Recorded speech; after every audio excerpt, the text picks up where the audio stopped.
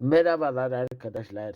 Bugünkü size bahsedeceğim internet sitesinin adı Sezonluk Dizi. Buradan tüm sezonluk dizi platformundan tüm sezonları seyredebileceğiniz her türlü dizi, film, anime izleyebilirsiniz arkadaşlar.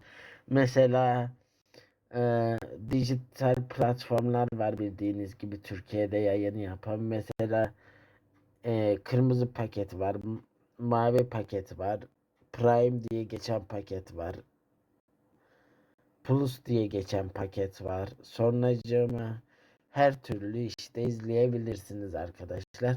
Size player'ını da göstereyim bu oynatma şeyini. Uygun sitenin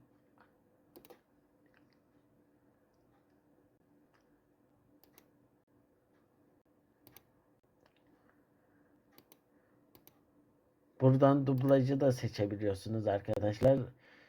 Türkçe dublajlı bir şekilde de seyredebiliyorsunuz.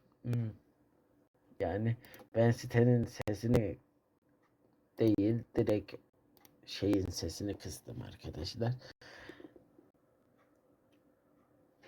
Videonun sesini. Burada gördüğünüz gibi güzel önce sezonluk dizi.org yazıyor. Bu sitenin şeyi arkadaşlar, haberiniz olsun. Burada ses ayarı yapabileceğiniz, burada ayarlara girip kaliteyi seçebileceğiniz ve oynatma hızını seçebileceğiniz bir bar var arkadaşlar. Burada mesela 1.20 alırsanız 1.20 şeklinde oynar. 1.5 alırsanız 1.5 şeklinde oynar. 2'ye alırsanız 2 şeklinde oynar. Gördüğünüz gibi daha hızlandı oynaması.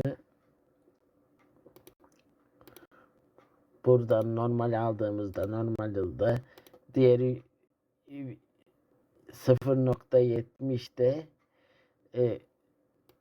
yavaş oynatıyor gördüğünüz gibi arkadaşlar. Diğerleri de daha yavaş şeklinde gitmektedir. Burada durdurup şey yapabilirsiniz. Durdurabilirsiniz falan filan işte arkadaşlar.